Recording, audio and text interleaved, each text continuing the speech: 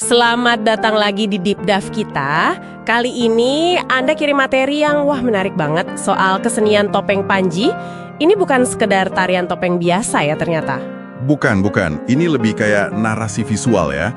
Ada filosofi, sejarah, bahkan jejaknya sampai ke Indochina loh. Betul, dan materi yang Anda kasih ini kan laporan ahli ya, cukup mendalam. Iya, jadi misi kita hari ini, kita coba bedah bareng ya. Kita mau ungkap lapisan-lapisan makna topeng Panji ini. Mulai dari akarnya, terus variasinya di Cirebon, Malang, Yogyakarta, sampai ke fokus utama kita nih. Apa tuh fokusnya? Nah, ini dia. Gimana sih status kesenian ini dalam konteks budaya Banten yang bisa dibilang unik? Oke, siap deh. Kita bongkar cerita di balik topeng-topeng ini. Kita mulai dari mana nih? Mungkin dari intinya dulu kali ya, gaya Cirebon. Ada konsep Pancawanda. Ya, Pancawanda atau 5 wajah. Itu bagus banget buat mulai. Kenapa? Karena itu langsung memetakan siklus hidup manusia. Gimana tuh detailnya? 5 wajah itu apa aja? Jadi, ada 5 topeng utama. Pertama Panji, warnanya putih. Itu simbol kesucian. Kayak bayi baru lahir lah. Terus Samba, itu ceria, masa anak-anak gitu. Lanjut ke Rumyang. Nah, ini masa remaja, penuh gejolak, cari jati diri. Lalu Patih, ini sosok dewasa, mapan, tanggung jawab. Terakhir Kelana. Kelana, ini yang antagonis biasanya ya? Semingnya gitu. Merah warnanya melambangkan nafsu, amarah, ya sisi lebih gelap di usia senja atau saat kehilangan kontrol. Ini sebenarnya cara buat ngajarin etika, tahapan spiritual. Seringnya dulu dalam ritual sakral. Campuran kejawen sama Islam juga terasa. Tapi kan di laporan itu disebut juga ya, sekarang banyak modifikasi buat pariwisata. Jadi agak dilema ya. Nah, itu dia. Dilema klasik pelestarian. Antara menjaga kesakralan sama bikin dia tetap relevan. Tetap hidup di zaman modern. Itu tantangan besar. Nanti kita bahas lagi soal itu. Tapi sebelum ke sana, asal-usulnya gimana sih? Cerita Panji ini dari mana awalnya? Akarnya kuat banget di Jawa Timur. Kira-kira abad ke-13, zaman Singasari, Kediri gitu. Inti ceritanya ya Pangeran Panji Induk-Kertapati yang mencari kekasihnya, Putri Cantrakirana. Panji itu nama orang berarti? Nah, menariknya, Panji itu sebenarnya lebih ke gelar kebangsawanan, bukan nama pribadi spesifik, tapi ya lekat banget sama tokoh protagonis ini. Dan yang bikin kaget, ini skalanya dunia loh. UNESCO sampai nyatat 76 naskah kuno cerita Panji sebagai Memory of the World di 2017. 76! Iya kan? Itu nunjukin betapa masif penyebarannya. Gak cuma di Jawa, tapi ke Thailand, Kamboja, Myanmar, bahkan Bali punya Gambuh itu kan akarnya dari Panji juga. Gila, keren banget. Nah, terus kalau sehebat itu penyebarannya, kenapa di Banten beda? Tadi kan disebut Banten unik. Nah, ini dia inti teka-teki kita. Laporan yang Anda berikan itu jelas banget bilang kalau tradisi topeng Panji yang klasik, yang pakai lakon Panji Induk-Kertapati dan Pancawanda tadi, itu justru nggak dominan di Banten. Oh iya? Jadi mereka nggak kenal Panji sama sekali? Bukan nggak kenal sama sekali mungkin ya, tapi nggak jadi arus utama gitu. Mereka punya kesenian topeng lokal lain, kayak topeng Guradok di Lebak misalnya. Tapi fokus ceritanya beda. Bedanya gimana? Lebih ke cerita babat, sejarah lokal Banten gitu. Atau roman, ya kisah kehidupan sehari-hari masyarakatnya.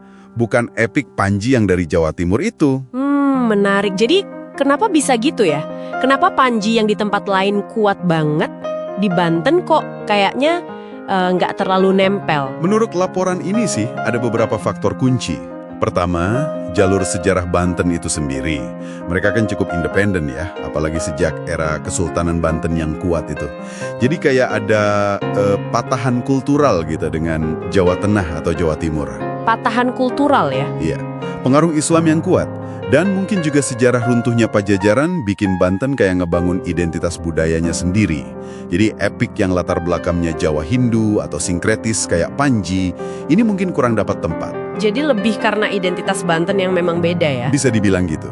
Terus faktor kedua, di Banten itu berkembang kesenian lain yang lebih dominan, yang mungkin lebih dianggap merepresentasikan identitas Banten yang Islami, atau bahkan jadi simbol perlawanan dulu. Contohnya? Ya kayak debus itu, seni kekebalan tubuh, atau rudat. Kesenian-kesenian ini lebih menonjol. Jadi narasi dari luar kayak Panji ini, ya cenderung agak terpinggirkan. Oke. Tapi apa berarti Panji itu hilang sama sekali di Banten, nggak ada jejaknya gitu? Nah, ini dia bagian yang menurut saya paling menarik. Ternyata nggak hilang total, justru arketipenya, simbol dasarnya itu masih hidup. Maksudnya gimana tuh arketipe? Jadi karakter dasar Panji yang putih, baik, halus, sama Kelana yang merah, kasar, jahat, itu masih dikenal banget di Banten. Masih dipakai. Dipakai buat apa? Kalau bukan buat pertunjukan? Nah, dipakainya itu lebih sebagai simbol filosofis, buat ngomongin dualitas dalam hidup. Benar, salah, baik, buruk, halus, kasar. Jadi bukan lagi lakon pertunjukan yang utuh kayak di Cirebon. Karakternya kayak pensiun dari panggung, tapi filosofinya tetap dipakai dalam obrolan, dalam kesenian lain mungkin. Wah, ini transformasi yang menarik banget ya. Jadi simbolnya tetap hidup walau bentuk pertunjukannya udah beda. Ini nunjukin budaya itu dinamis banget ya. Betul sekali, sangat dinamis. Tadi kita sempat singgung soal dilema pelestarian itu kan. Di materi Anda juga ada contoh upaya nyata buat ngatasin ini ya. Dari Yogyakarta kalau nggak salah. Iya, ada contoh model pelestarian dari Museum Sono Budoyo di Yogyakarta. Mereka coba pakai 3 pilar gitu. Pelindungan, pengembangan, sama pemanfaatan. Gimana tuh maksudnya 3 pilar itu? Pelindungan itu ya jaga keaslian elemen intinya, kayak pakem cerita, gerak dasar.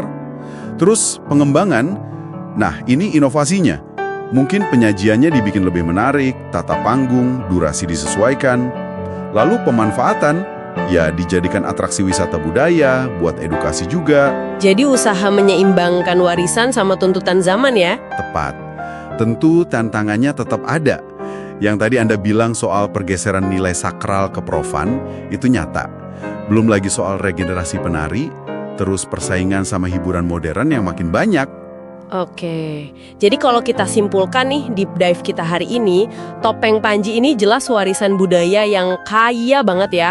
Punya akar sejarah, filosofi kuat, diakui dunia, dan bisa adaptasi jadi macam-macam bentuk di banyak daerah. Betul, tapi kasus Banten ini ngasih kita perspektif unik.